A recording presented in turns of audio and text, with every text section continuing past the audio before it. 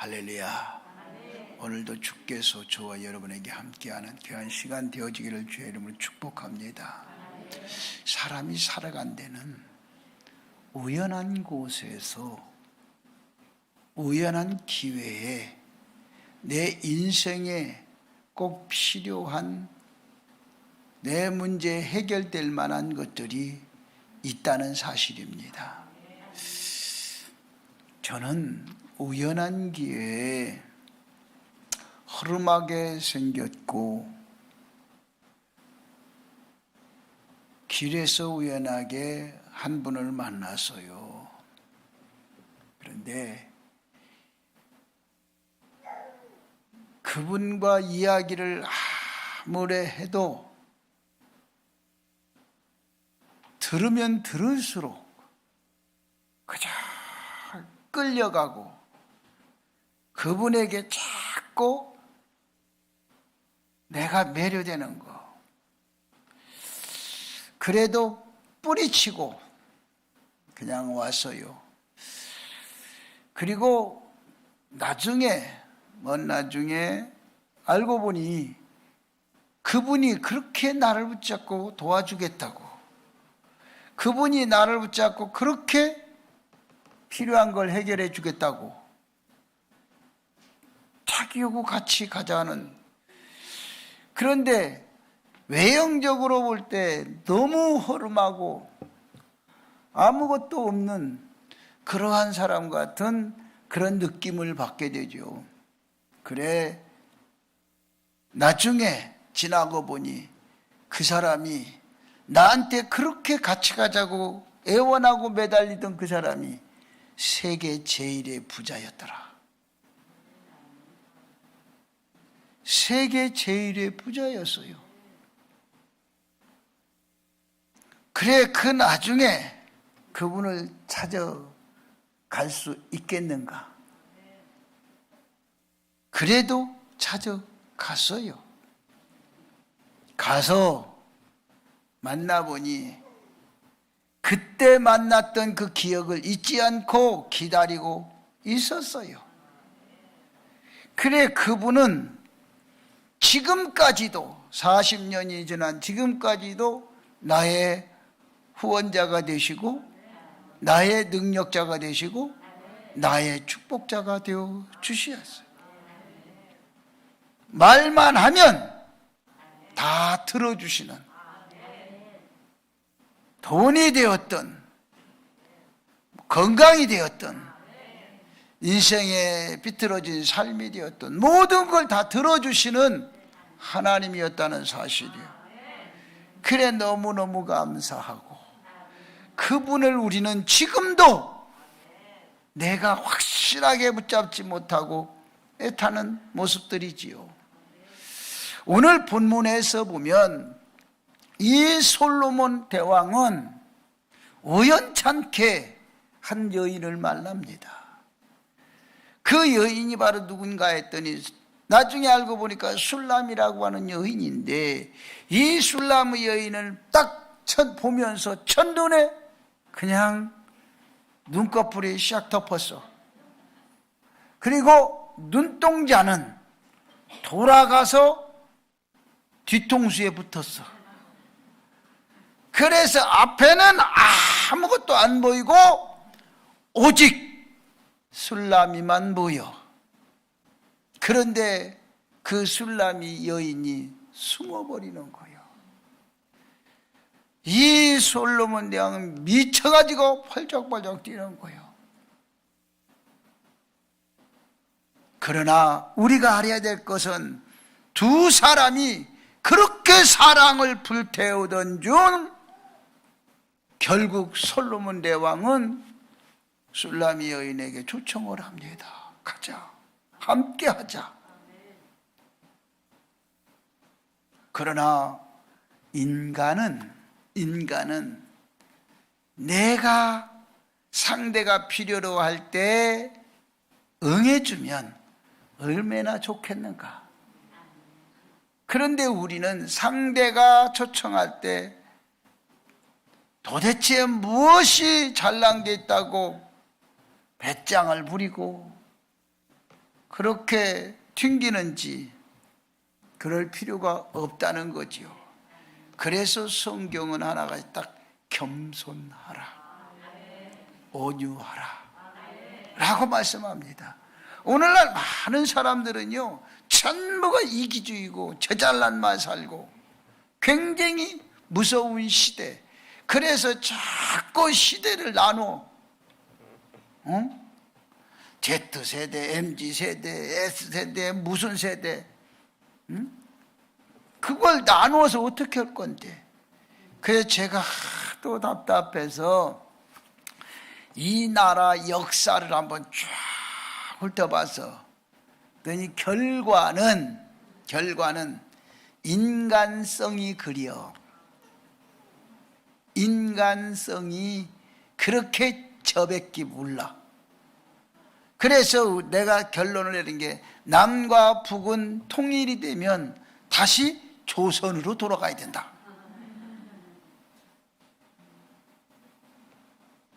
그 방법밖에 없어요. 그러면 다시 조선으로 들어가면 또 새 나라가 돼. 고구려 신라 백제가 또 돼. 이렇게 되면서 또 저만 왕제도가 돼서 또 다시 흩어져 나라가 꼴이 이렇게 돌고 도는 게. 그런데 우리 민족은 1인 체제는 세계 최고의 우월한 두뇌를 가지고 있어요. 이스라엘 백성이 최고의 우월한 두뇌를 가진다. 그거보다 더 뛰어난 게 대한민국 백성들이에요. 조선족이에요. 조선 사람이야. 조선족이 아니고. 내 나야 조선족도 조선 사람이요. 그래서 모든 게 하나란 말. 개인주의는 아주 우월하고 뛰어나는 그러한 두뇌를 가지고 있는데 둘, 셋만 뭉쳐놓으면 세계 최하위에 꼴찌로 가고 마는 거예요. 그런데 다른 나라는 항상 그래요. 뭉치면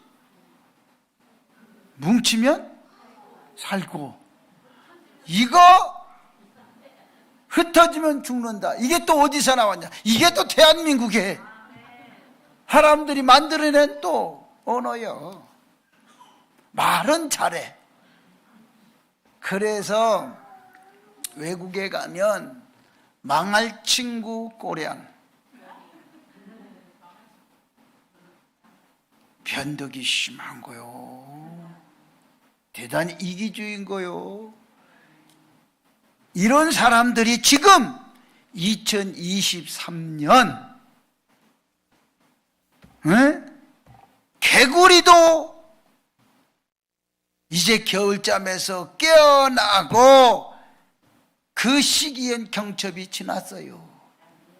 이제는 꽁꽁 얼어붙던 겨울잠에서 깨어나야 할 우리들이란 사실이요. 그런데 내일은 또 영하 뭐 엄청나게 눈도 온대.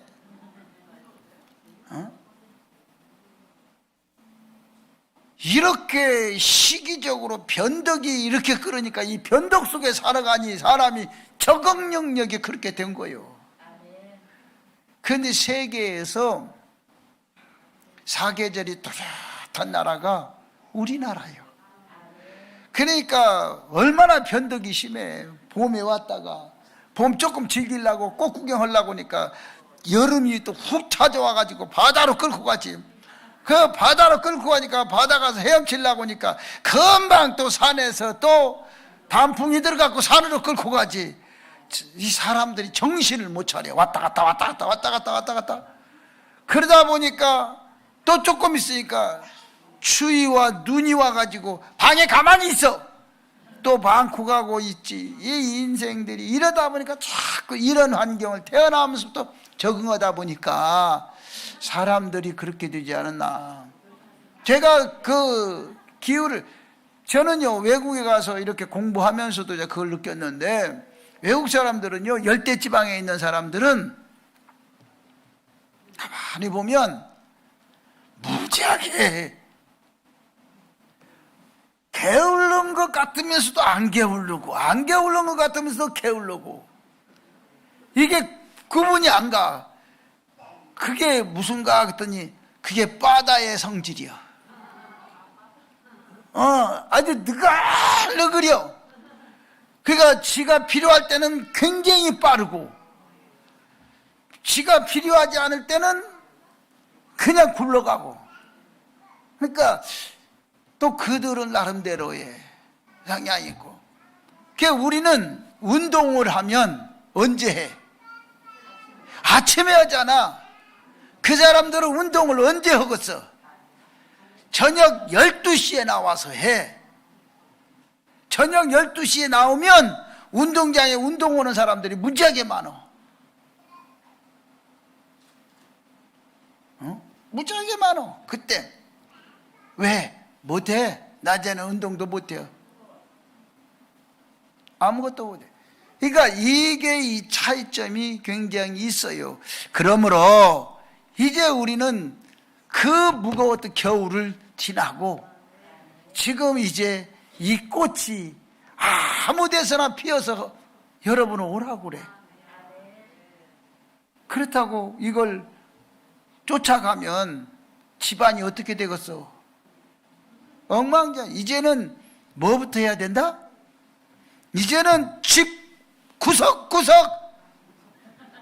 묵은 때를 씻어내는 뭐를 해야 된다?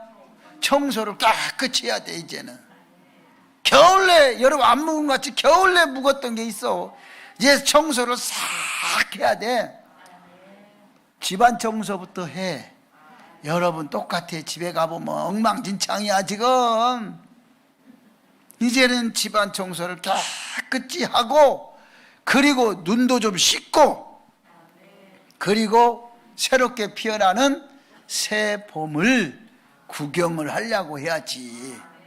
이게 정석인 거요. 이게 그래서 우리가 하는 건, 이 본문의 아가서는 그리스도의 교회의 사랑의 노래를 묘사했는데 깊은 뜻이 있어요. 그래서 이 아가서는 문학적이요, 또 하나의 가정적이요, 인간적 취향을 풍기는 성경입니다. 우리는 오늘 봄이 오는 길목에 서서 봄의 소리를 듣고 봄의 향기를 맡고, 그리고 봄의 경치를 보면서 은혜를 나누고자 하는 겁니다. 그래서 저는 오늘 제목을 이렇게 잡았어요. 한번 따라 합시다. 봄이 오는 길목에서.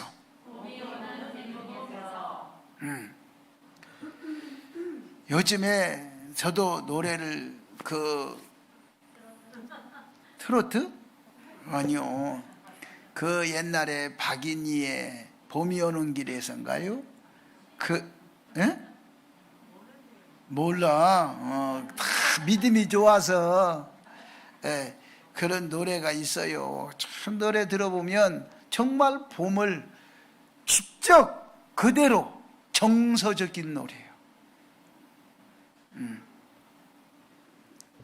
근데 지금 노래는 도대체 못 알아듣겠어. 어떻게 들으면 미친놈 미친놈 미친놈 그런 소리만 들리는 것 같고, 어떻게 들으면 욕만 하는 것 같고, 하여튼 무슨 이야기인지 하나도 못 알아듣겠어. 그런데 신기한 건 애들은 또 그걸 다 알아듣고 따라서 해요. 와, 이런 세상에 이런, 어찌 같이 사는 사람끼리도 그렇게 차이가 치냐고.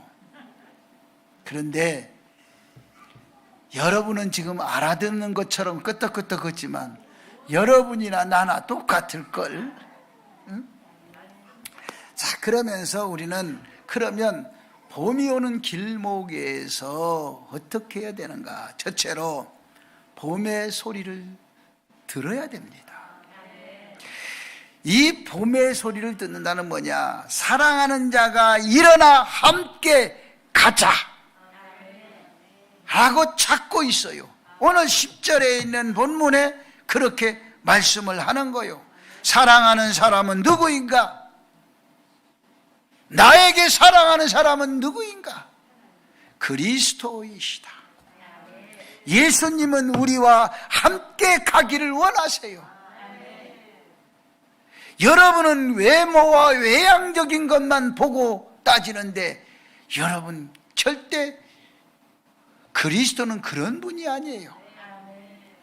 그리스도는 피로 얼룩지고 가슴이 찢어지고 손발에 못이 박히고 머리가 가시가 찢겨도 그 사랑 하나는 변하지 아니하고 끝까지 그 사랑을 부여잡고 사랑을 나눠주기를 원하시는 분이 바로 그리스도요. 그렇게 술라미가 피해서 도망간다고 해도, 신부가 그렇게 피해서 도망가도 끝까지 그 사랑을 변하지 않고 고백하며 함께 가자고 하는 그 그리스도의 모습을 보면서 우리는 그 사랑을 잃어버리지 않아야 됩니다. 그래서 마태복음 26장 46절의 말씀에 보니까 일어나 함께 가자. 나를 파는 자가 가까이 왔느니라. 자기가 그렇게 3년 동안이나 가르치고 애제자는 가룟 유다가 이미 자신을 팔아먹고, 그리고 그들이 자기를 잡으러 오는 그 순간에서야 고백을 하면서 제자들을 일깨우란 거죠. 그게 바로 뭐였느냐? 사랑이었다는 거죠.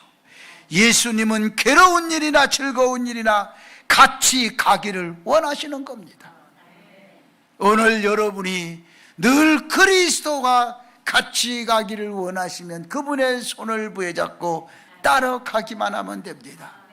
그분은 여러분의 모든 문제를 해결해 줄 수 있는 능력이 있고, 그분은 여러분에게 무한한 가능성을 제공해 줄 수 있는 능력이 있고, 여러분이 필요로 하는 물질적으로도 얼마든지 해결해 줄 수 있는 충만한 능력이 있는 분입니다. 그분만 여러분이 믿고 따르고 여러분이 순종하고 말만 잘 들으면 모든 게 되는 거예요. 그래서 그분이 하시는 말씀이 이렇게 얘기합니다. 수고하고 무거운 짐진 자들아, 다 내게로 오라. 내가 너를 쉬게 해 주리라 라고 말씀.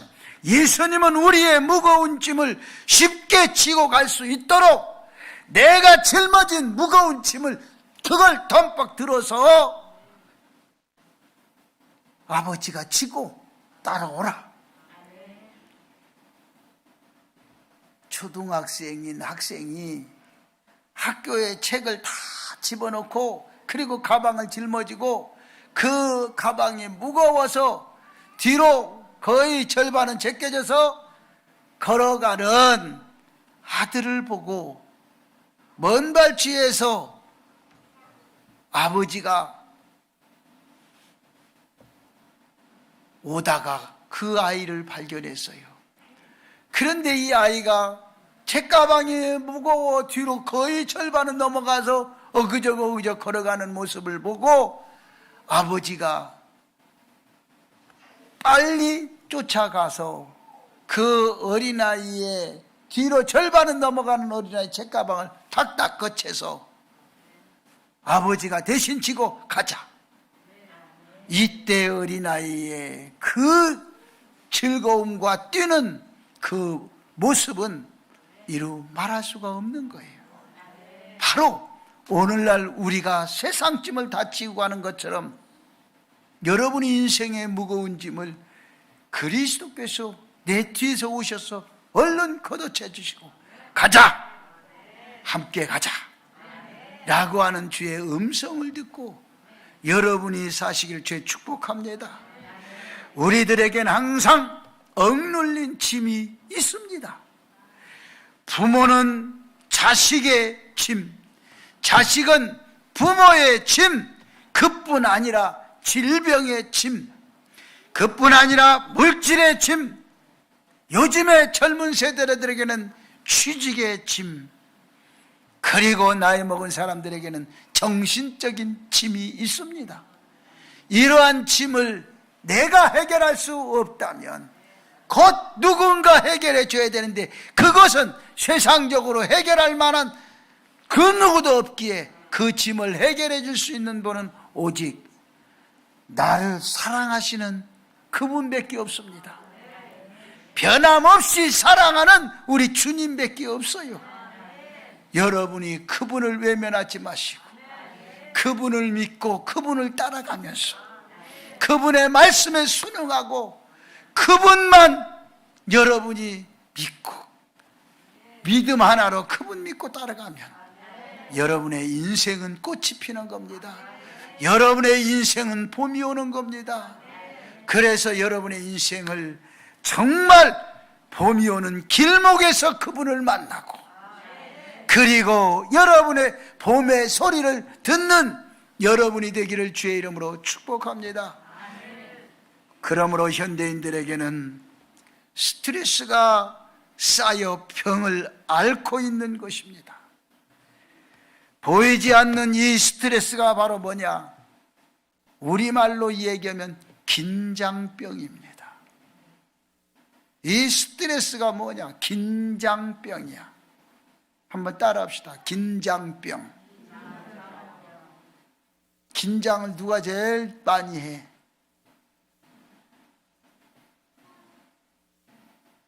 긴장을 누가 제일 많이 하냐고. 긴장, 김장이 아니라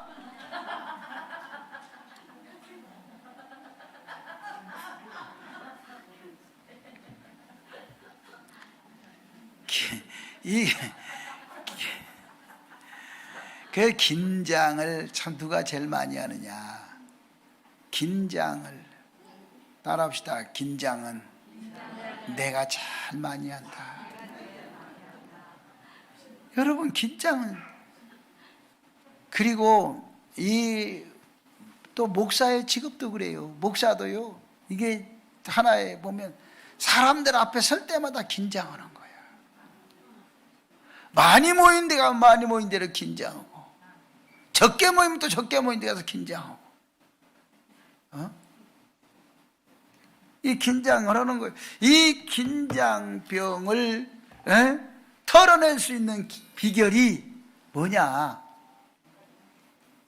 그래서 제가 이렇게 쫙 긴장병을 털어낼 수 있는 병이 뭐냐? 그래서 쫙 책을 한번 봤어. 그랬더니 거기에 그렇게 기록이 돼 있어. 옥회가 모든 걸 해결한다. 옥회, 오케이가 아니고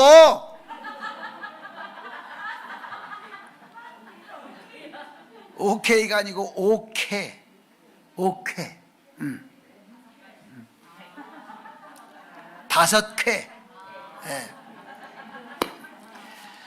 그런데 5회가 있는데 5회가 다 해결이 돼. 그게 5회가 뭔가? 그게 쫙 봤어. 그런데 쫙 보면 1회, 2회 그냥 써놓으면 쉽잖아.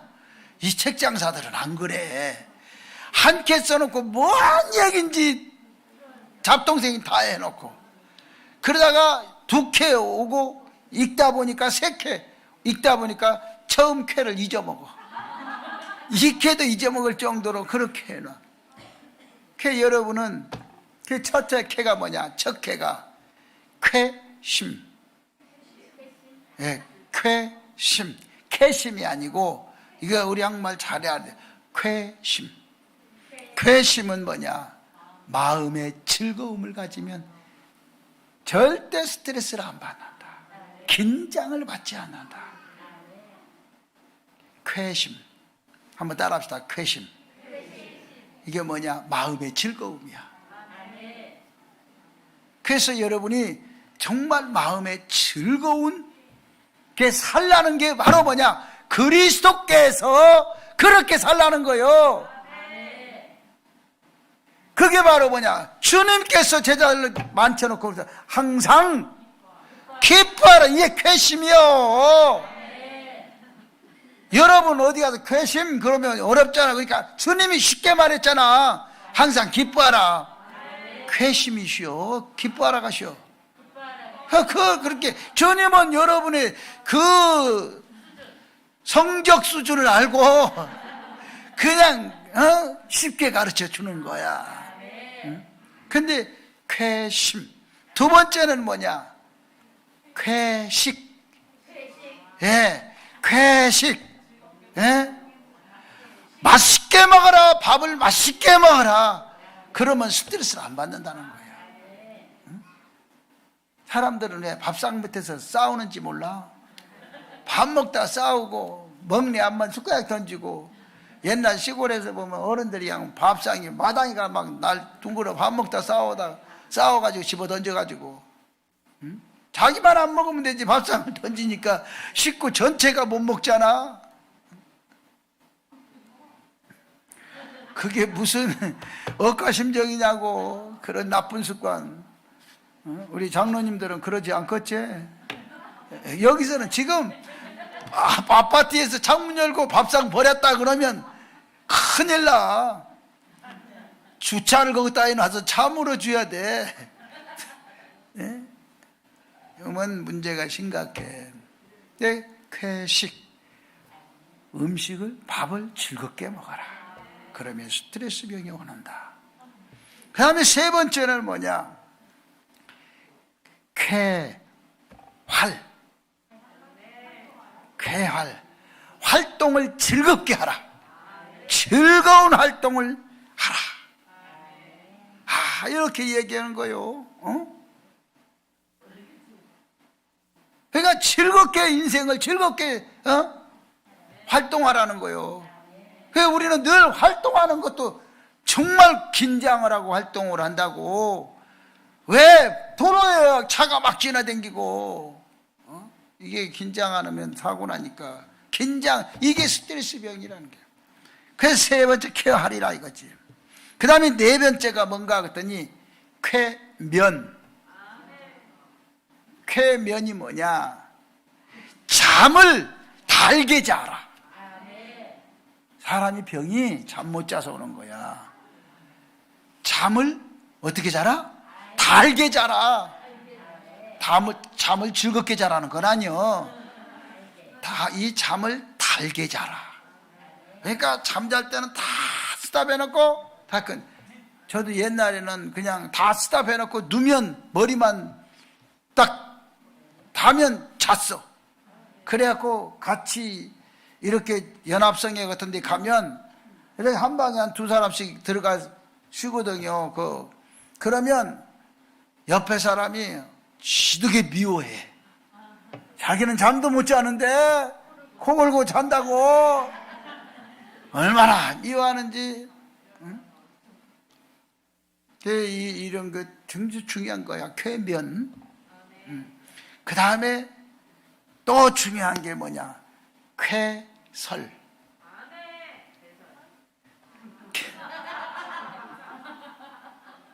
그렇게 말하지 말라니까요.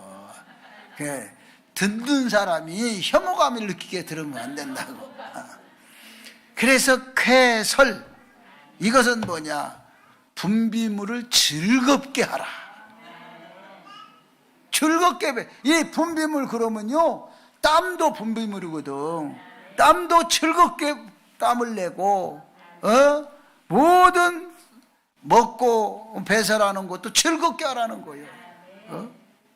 그 요즘은요, 사람들이 병이 생기면 뭐예요? 즐겁게 배설이 안 돼. 죽겠다는 거예요. 그래갖고 그것도 안 되니까. 그렇지. 약의 힘으로 살아. 이게 배설도 약의 힘으로 하니 이게 완전히 사람도 아니잖아. 이렇게 인생을 살아가는 게 오늘날의 우리들이라는 거지요. 이것은 인간의 노력도 필요하겠지만 하나님이 주시는 은총이 아니고는 불가능한 거예요. 이 몸은 하나님이 주셨기에 이 몸의 자연적 균형 돌아가는 것은 하나님의 능력으로 가능한 거예요. 그래서 그 책 보니까 그 밑에 끝털이 와가지고 이렇게 모든 사람에게 있어서 이 즐겁게 모든 것이 해결되는 방법은 딱 정의를 내려놨어. 그 뭐라고 했느냐? 크게 웃으며 살자.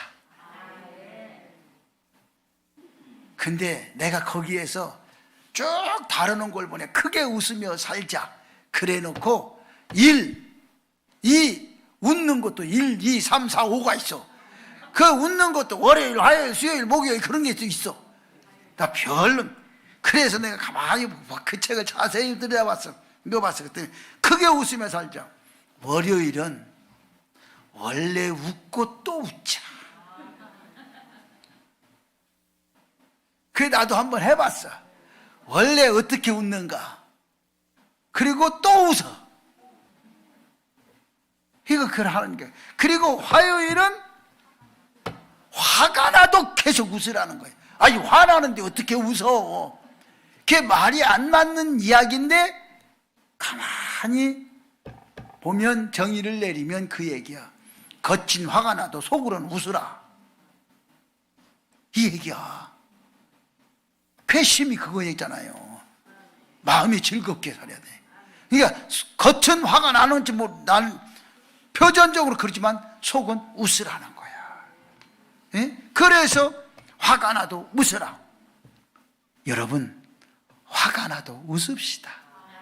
옆에 분에게 한번 얘기합시다. 화가 나도 웃으세요. 이게 얼마나 우리에게 좋냐. 그 다음에 또 수요일은 보니까 수시로 웃고 또 웃으래. 수시로 웃으래. 수시로 웃고 또 웃으래. 이게 가만히 보면요, 이게 정말 성경적이요. 성경은 이 말을 종합적으로 해가지고 항상 기뻐하라 이 말이잖아. 웃어야 돼. 웃으면 뭐가 없어진다? 병이 없어져. 여러분 봄을 우리가 어떻게 되겠어? 봄의 소리를 들으려면 이걸 해야 된다는 거지. 이게 중요하다. 그 다음에 목요일은 어떻게 웃어라? 그 목적 없이? 목이 터지라고 웃으래. 목이 터지게 웃으래. 그리고 목이 터지게 웃고 또 웃으래. 그 내용이 그려. 그 금요일은 뭐냐 봤더니 금방 웃고 또 웃으래. 이게 계속 웃으라는 거요. 그런데 토요일은 또 어떻게 웃을까? 아니야. 토할 때까지 웃는 사람들 그렇게 앞서가지 말라니까. 토요일 날은 목이 터지라고 목요일 웃었잖아. 그러니까 토요일 날은 토실토실 웃으래. 토실토실 웃고 또 웃으래. 그리고 일요일은 어떻게 웃냐 봤더니 일하지 말고 웃어라. 극땡이야. 일하면서 웃어라. 일하면서 웃고 또 웃으라는 거예요. 일하지 말기는. 그렇게 웃으라는 거야. 그러니 그걸 종합적으로 딱 보면 뭐야? 항상 기뻐하는 거지. 이게 성경이요. 이게 주님께서 하신 말씀이요. 그 내가 이걸 다 읽고 나서 뭐라고 했겠어? 에이, 성경에 있는 거 그만. 항상 기뻐하고, 이게 하나로 주님이 하나로 딱 요약해 놨구만. 괜히 이 책값도 책값 나가고, 이거 읽느라고 시간 땡기고. 그래도 또 배운 건 있어요. 그래서 우리가 늘 이렇게 즐겁게 살으라는 거요. 여러분이 쾌심, 쾌식, 쾌활, 쾌면, 쾌설, 이것을 여러분이 꼭 기억하고 이대로 여러분이 살면 뭐가 없어진다? 병이 없어져. 요즘에 많이 나오는 스트레스의 병이 없어진다. 그 다음에 12절의 말씀에 보니까 그런 말씀이 있어요. 지면에는 꽃이 피고 새가 노래할 때가 이르렀는데 비둘기의 소리가 우리 땅에 들리노라. 이 성경에는 뭐라고 얘기했냐면, 이게 지금 성경이지 예전 성경은 뭐냐면 반구라고 얘기를 했어요. 반구가 뭐냐? 비둘기예요. 그래, 반구가, 그런데 자세히 보면 비둘기하고 반구하고 약간 차이는 있어요.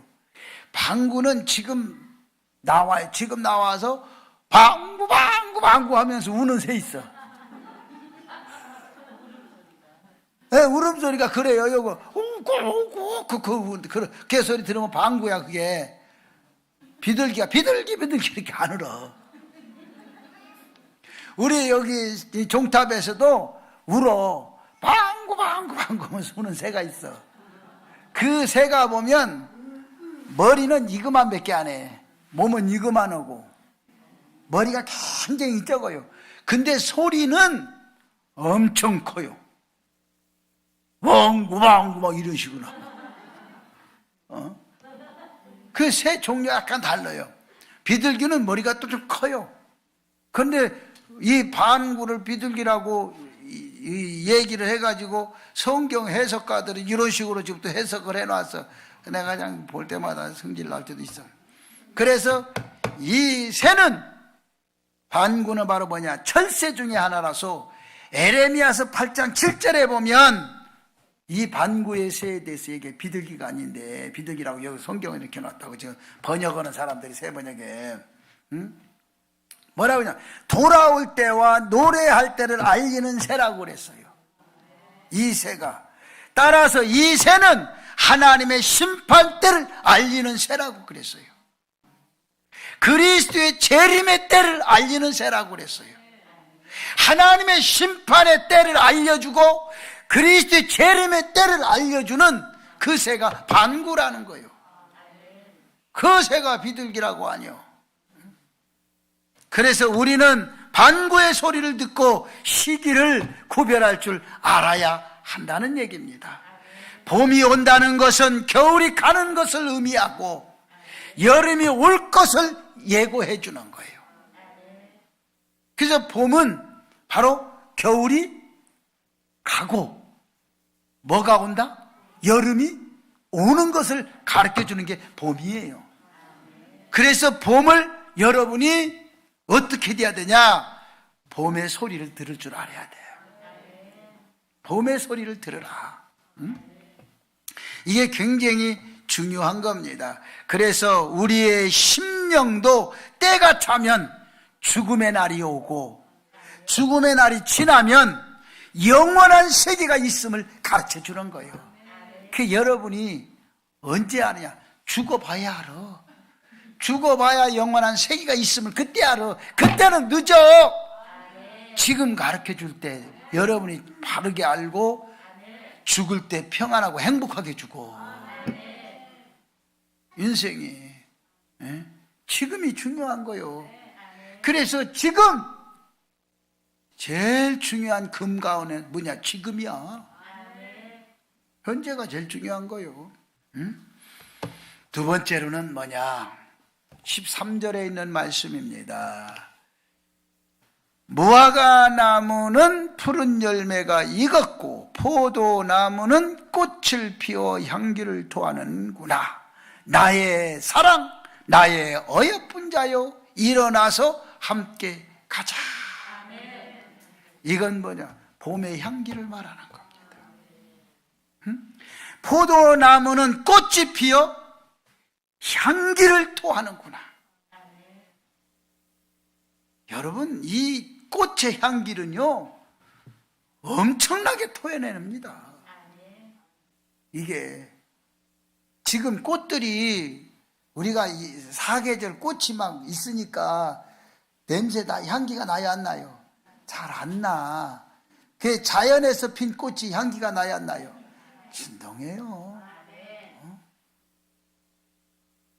그래서 자연에서 이 백합 같은 것은요, 자연이고 상관없이 그냥 걔는 막 토해내는데 정신.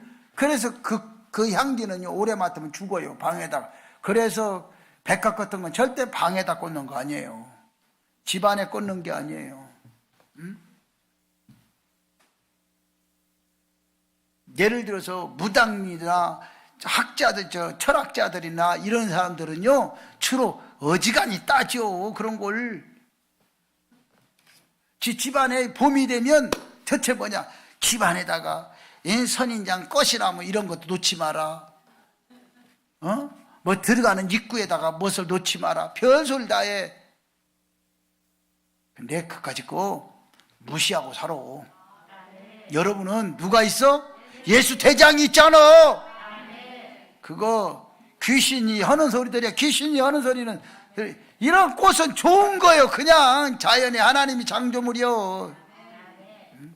뭐 그런 걸 가지고. 여러분, 꽃 중에 제일 아름다운 꽃이 무슨 꽃인지 알아요?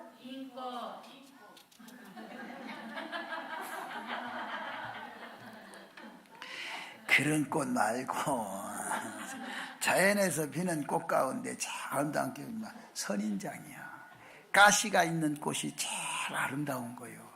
선인장, 또 장미, 이런 가시가 있는 꽃들이 아름다워요. 그런데 그거에 대해서 나오는 모든 우리가 쓰는 향신료가 최고 비싸. 세계에서요, 향신료가 최고 비싼 게 뭐냐?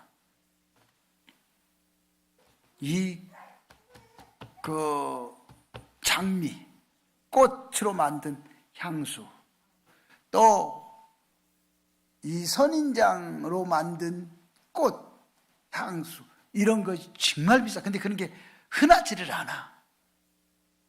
그게 흔하지를 않아. 그 꽃을 가지고 수증기를 해가지고 거기서 뽑아서 나오는 거, 그게 흔하지를 않아. 그 꽃이 그렇게만. 이런 우리나라 같은 데서는 못해. 꽃이 없어서 못해. 동유럽 같은 데 가면, 요번에 지진 난 데, 그레키, 터키 같은 데, 터키, 그리스 이런 데 가면 그런 걸로 해요. 거기서 나오는 거요. 엄청나게 비싸죠. 요거만한 거 한 병에 한 300불? 요거만 조그마한 가늘어 가지고, 요거만 손가락만한 병에 요거만한 거 하나에 한 300불에서 500불 이렇게 가요. 여러분 사겠어? 그런데 제일 많이 사는 사람이 우리나라 사람이요. 그래서 꽃의 향기는 아름답듯이 은혜는 아름다운 겁니다. 꽃을 가까이 하지 못하면 향기를 맡을 수 없어요. 여러분, 향기는, 꽃 향기는 가까이 가야 맡는 거예요. 우리는 예수님의 말씀, 즉 성경 말씀을 통해서 은혜를 받아야 하고, 그러면 어떤 사람은 은혜를 받고 어떤 사람은 은혜를 왜 못 받는가? 왜 못 받는가? 은혜를 받기 위해서는 어떻게 해야 되는가? 은혜 받기 위해서는 첫째, 설교를 평가하면서 듣지 말아라. 은혜를 받으려면 설교를 절대 평가하면서 받지 마라. 은혜를 받기 위해서는 뭐냐? 설교를 절대 졸면서 듣지 말아라.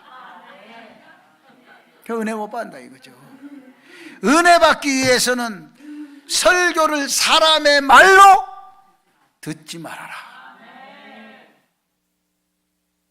여러분이 그냥 이거 뭐 다 아는 것 같지만, 그러나 그 속에 진리가 있고 그 속에 은혜가 있는 거예요.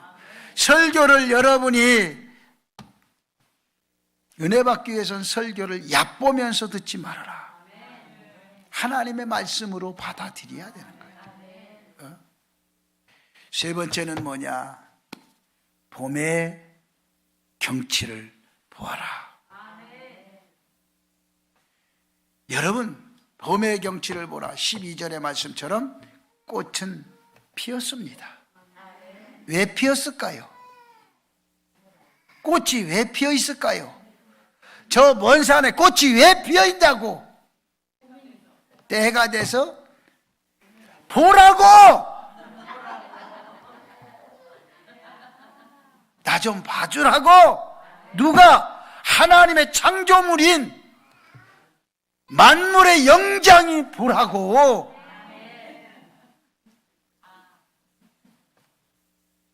하나님이 그거요, 봄에 그게 없으면 사람이요 얼마나 삭막해.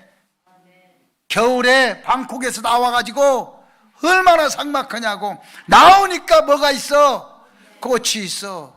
사람의 마음이 확 괘씸이 되는 거지. 꽃을 보면서 아이 더럽네 이게 꽃하고 막 성질내고 싸우는 사람 봤어? 내가요 그 여의도에 벚꽃 구경 사람이 얼마나 많은지 몰라. 막 거기 들어가면서 어떤 사람 막 싸우고 어떤 사람 막 짜증을 내고 그러더라고. 그래 가만히 가서 앉아서 봤어. 그랬더니 거기 오는 사람마다 전부 다 천사 같아요. 아 좋다, 아 예쁘다, 아 아름답다, 다 그리워. 꽃 밑에서는 사람이요 달라지는 거야. 이게 은혜 안에서 이렇게 달라지는 거예요. 그래서 여러분 꽃이 봄에 피는 건 뭐냐? 보라는 거예요. 그래서 신랑 앞으로 다가가는 신부는 무엇을 들고 가? 그렇게 유식하게 말하지 말고 꽃! 신랑 앞에 다가가는 신부는 꽃을 들었어. 그게 성경이요. 성경인 거요. 그리고 꽃을 들고 입장을 하죠. 기쁨이 없는 신앙생활은 죽은 신앙생활이에요. 여러분 신앙생활은 기쁘고 즐거워야 돼.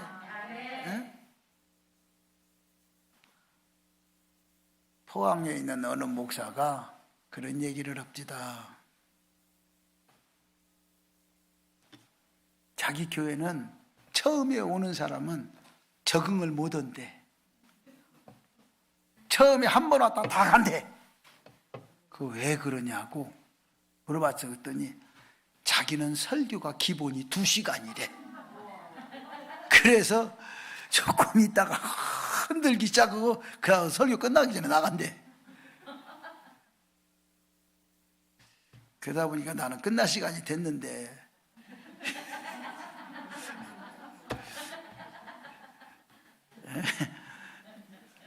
그래도 여러분이 은혜 받으려고 전부 졸지 않고 그러고 있으니 제가 조금만 더 하면 될 것 같아요.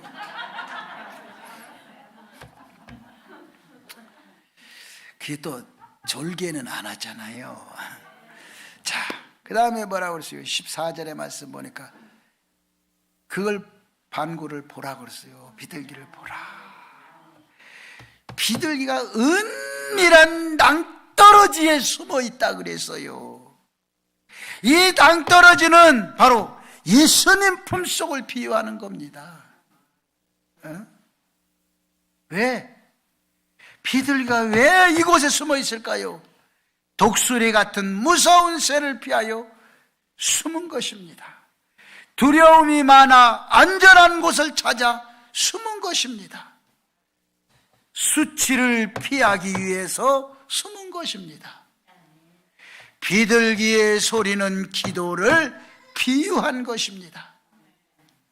여러분은 끊임없이 기도는 살아 있어야 됩니다. 봄이 오는 길목에 서서 봄 소식을 들어보시기 바랍니다. 예수님의 음성과 반구의 음성이 이 봄 소리 소식을 타고 오는 겁니다. 이게요. 예수님의 음성과 반구의 소리가 봄을 타고 오는 거예요. 그리고 은혜의 향기를 만끽하는 여러분 되시기 바랍니다. 그리고 봄의 아름다움을 바라보시기 바랍니다. 꽃피고 또 비둘기가 노래하는 숨은 그리스도의 품속을 바라보면서 새봄을 맞이하는 여러분이 되기를 주의 이름으로 축복합니다. 자, 여러분에게 묻겠습니다. 첫 번째 제가 뭐라고 그랬죠?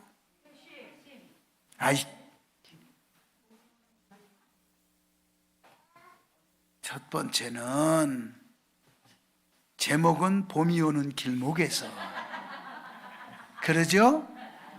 두 번째는 봄을 듣고, 두 번째는 여러분은 다 잊어먹었어. 그래서 정을 내려주는 거야. 오늘 제목이 봄이 오는 길목에서.